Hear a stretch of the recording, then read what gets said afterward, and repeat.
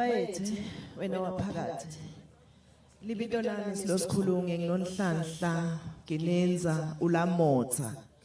ngwekutalwa embekelweni kushifu Nkosini indvuna ngoThemba Ginindza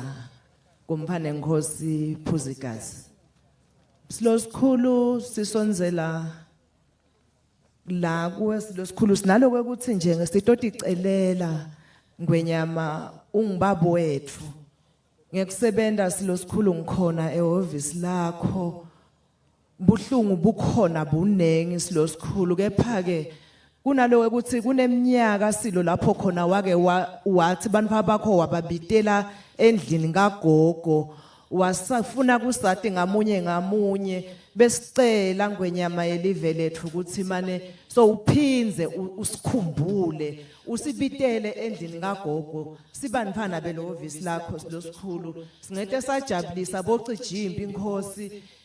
sitikhumule embukwe sive sakho sonke siyaticelela njengwenyama ukuthi mane usikhumbule usibitele endlini kagogo ungacali silo wake wakwenda before labanengi bakhona lebesinabo sebendlula emhlabeni silosikhulu ngiloko silosikhulu lesitoti ikhalela kiko Nkosi ngilanzelise indzaba emabhange ngole siwethembile kulelive kephana sibuhlungu ukuthi nyalo kunesisebenzi sakho ehhovisi lakho silole sithi siyowuhola imali yaso yangena yabika elicingweni yaphinze yaphuma ngaleso sikhathi kwabita ukuthi lo muntu uhamba kabuhlungu akaselo khona kuhamba kejana kwabita ukuthi ehle enyuka azama kuyawufuna le mali yakhe ukuthi seyishonephi kepha yaphinze yatholakala khona ebhange ekugangeni lokukhona asathi sente njani silosikhulu sibafati sitawuthi mina njengemfati ngilothi silo sicelela nangivuna nkulu lotawubekwa lomcelako silosikhulu ukuthi mane asasikhumbule ka pension sibafati sisenkingeni yekuthi mhlawumbe na uthi uyagana uthathwa indvodza le ndvodza uyikhanze ukuthi beyinemfati lo wahamba 20 years ago mase ishonile le yakho lo solo uyicikilica uwedva la na ufika ka pension sebakutshela ukuthi umshini uthi kunabo make labathathu labahamba lakabadeka lo lokufuna sale babuya keja wena bo uphipha lemvotsa uwevana siyacela losikhulu ndvuna ukuthi fethu ahambe ayosibukela leka pension akusiphathi kahle akusiyo info lemnanzi ukuthi ugulelwe uwedvana keja nasekufika lesikhathi sekuthi uthotshwe bese sekuqhamuka lomnye umuntu lo wahamba kadzeni sekuthiwa naye ungumfati nguloko silosikhulu naba sebangibuka kabi bayethe wena waphakathi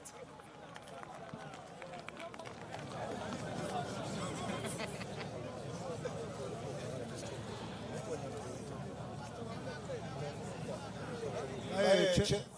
wena waphakathi Nkosi Ndlovukazi Mhlekazi bitolami mabendi yanqumalo ngale Nkosi logcoco induna jali Mngomezulu ngisuka emthunganeni lwadlelo olukhulu awu kulendzaba yanduna nkulu emandla senkosini emakhosi ngibanikwe umthandazo kusibabukelo lofanele bayethe silosikhulu ngidawugijima kakhulu ngoba sifishane isikhathi silo ngidawukhuluma ngendzaba yeSwazini National Land sicinze kuthi silo umhlaba wakho uhambe wonke udinga iattention lo ndvuna nkulu lotawubeka silosikhulu indzaba yekhonda yasale tafukeni ngosobhuza batangikhumbuta labadzala ayibuyele silo kungasilahlekeli ukuthi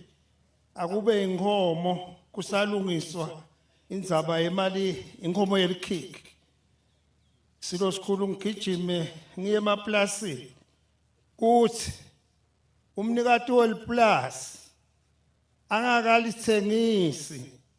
akati babe sikhulu nesivwe sabo unikwe bona kuqala ukuthi bangalithenga kungakaqhamuki bembabana njoba kwenteke egebeni siyakubonga lokho silo ngibuye ngwenyama ku regional council Akusebenteki ngwenyama. Ngoba le regional council lesebenta na RA isebenta nebuqopho sicela implementation ngoba ukumthetho sisekelo ngwenyama. Ngathi noma ngisection 83 batang correct bakangwana. Ngibiye ku RDF silo school. Kuthi nakhona ngwenyama lesikhwama lo wasendele eMaswati sesiya abuseka base manipulate ba campaigna ngaso kusinako silo